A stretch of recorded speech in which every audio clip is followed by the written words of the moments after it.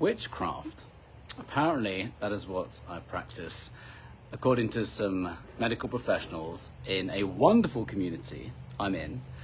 And I felt like doing a very quick live on reflections of this little 4-minute opportunity I had to speak to the group prior to a heart surgeon, an open heart surgeon coming on the call. And I was pretty much caught off guard as Ken, the founder of this wonderful community called Metal, said, so some of the metal guys who are doctors say Neil practices witchcraft and don't listen to anything he says. What do you have to say about that?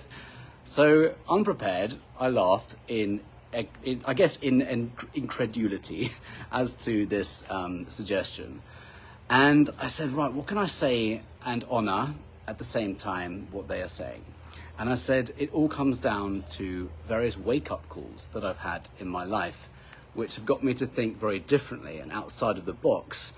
And this is actually the same for just about every person who works in holistic health that I've ever come across. Some kind of crisis, some kind of, maybe an incurable illness has really kind of shaken them out of their existing paradigm to do things differently because what they were doing wasn't working. Most people, no, everyone who works in holistic health has some kind of story of healing something irreversible or incurable, and it's got them thinking very differently about what we know as medicine. So my story, I'm going to try and keep this to 4 minutes because that's how much time I had on Saturday. My story was really around eczema. It was like my entrance into this world of holistic health.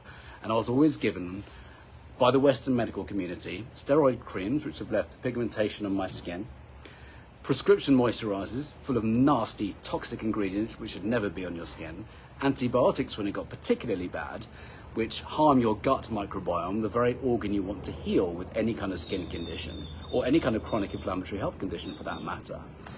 When I had a really bad flare-up, for example, I would go to the doctor, and there was one particular time, and I mentioned this on Saturday, I was 15 years old, I went to the doctor, I had infected eczema all over me, up my neck, up my face, and he looked at me and I was hoping for something different, and he looked at me, examined me, and he went back to his computer and he looked at his computer, looked at me, computer, back at me, and he said, Neil, do you need some more penicillin? Actually, he said, are you allergic to penicillin?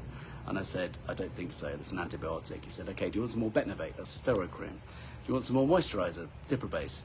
I said, sure, why not? And I left with this prescription, really kind of perplexed, thinking, what is going on here? Something doesn't add up here.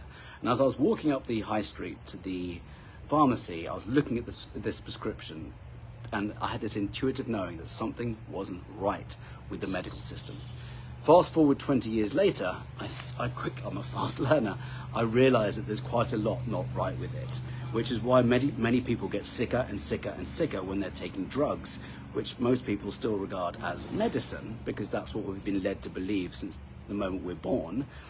But what if Western medicine isn't really medicine and it's drugs, which is phenomenal in emergencies? I call it emergency medicine. But when it comes to holistic health, they don't get to the cause. So this isn't really up for debate. We know that Western medical treatments don't get to the cause. It's even been in mainstream media that medical doctors don't receive any qualifications in nutrition, or don't receive experience in nutrition or how to help the body to heal, how to get to the root cause.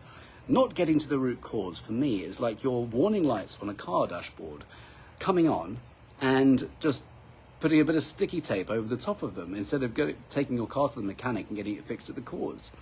Or getting an electrician to rewire the light so it stops flashing. Sure, it might not be annoying anymore, but you're not going to address the cause. And later on, it's going to be more of a nuisance. And that's what happens in the vast majority of cases in the Western medical community. You start taking one drug which creates more side effects, because every single drug bar none comes with side effects.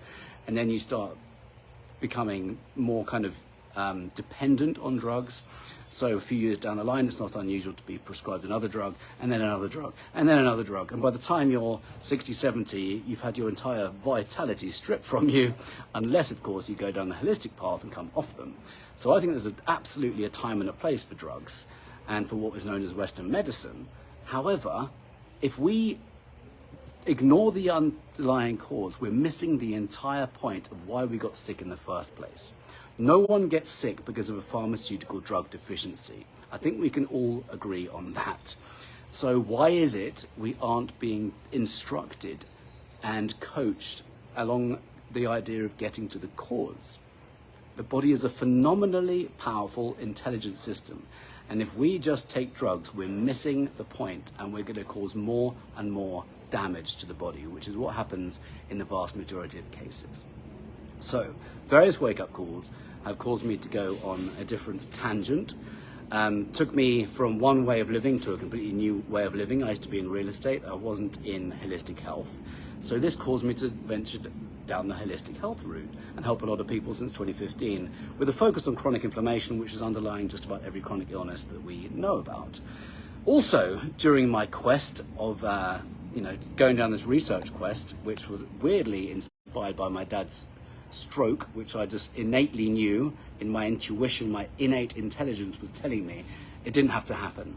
And his stroke was my wake-up call. It caused me to go and research his thing, and by researching his thing, I got to my cause, and that then reversed my eczema that I'd had for 30 years by addressing the physical, mental, emotional, energetical, though I didn't really think about it back then. Anti-inflammatory nutrition, anti-inflammatory lifestyle, all of the good things. So that's what I've been focusing on since then. And also during this, I'm going to keep this short, I've been talking way too long. During this time, I also had another epiphany, which caused me to go and research the origins of Western medicine.